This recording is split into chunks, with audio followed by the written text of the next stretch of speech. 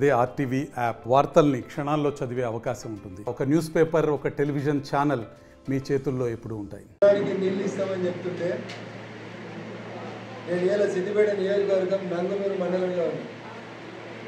Party కార్యకర్తల సమావేశానికి వచ్చిన నా దృష్టికి రైతులు చెప్తున్న సమస్య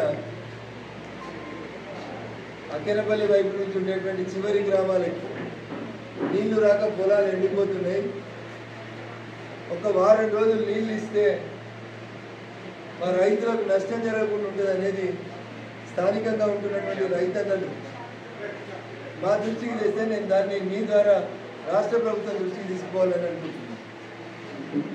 పోయినోడు 1,00,000 కోట్లు పెట్టినా అన్నాడు, ప్రతి పొలానికి నీళ్ళు ఇచ్చినా అన్నాడు.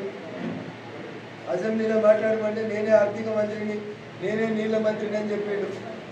మరి అయ్యా హరీష్ రావు గారు, మీ మామ సెంటిమెంట్ నంగునూరు, మీ మామ సెంటిమెంట్ కోనాయిపల్లి. నంగునూరు రైతులు అడుగుతున్నారు ఏమని, చివరి పొలాలకి ఒక వారం రోజులు నీళ్ళు ఇప్పిమని అడుగుతున్నారు.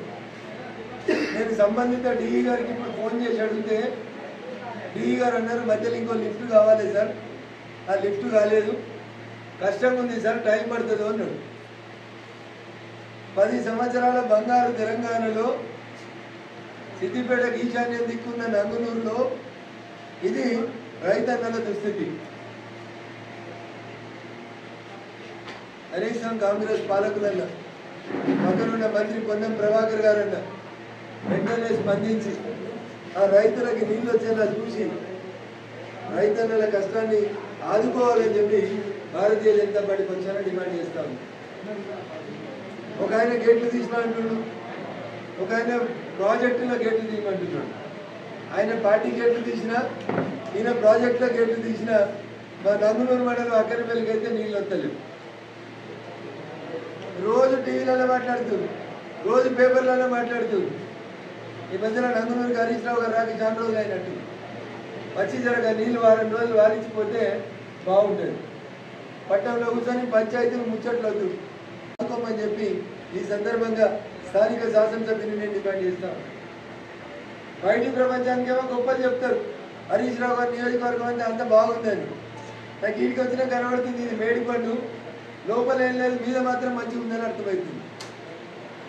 అందుకని హరీష్ రావు గారు ముందుగా ఇక్కడ ఉన్నటువంటి సమస్యను పరిష్కరించుంది. తర్వాత రఘునందన్ బూతులు తింటారా, రఘునందన్ ఇంకేం చేస్తారా అంటే తర్వాత మాట్లాడుకుందాం. ముందు అన్నం పెట్టే రైతన్నను ఆదుకోవాలని చెప్పి అధికారంలో ఉన్న కాంగ్రెస్ని ప్రాజెక్టులు పెట్టినామని చెప్పిన హరీష్ రావుని ఈ సందర్భంగా డిమాండ్ చేస్తాం. మరిన్ని వీడియోస్ కోసం ఛానల్ ని సబ్స్క్రైబ్ చేయండి. లేటెస్ట్ అప్డేట్స్ కోసం వాట్సాప్ ఛానల్ ని ఫాలో చేయండి. అండ్ లింక్ డిస్క్రిప్షన్ లో ఉంది.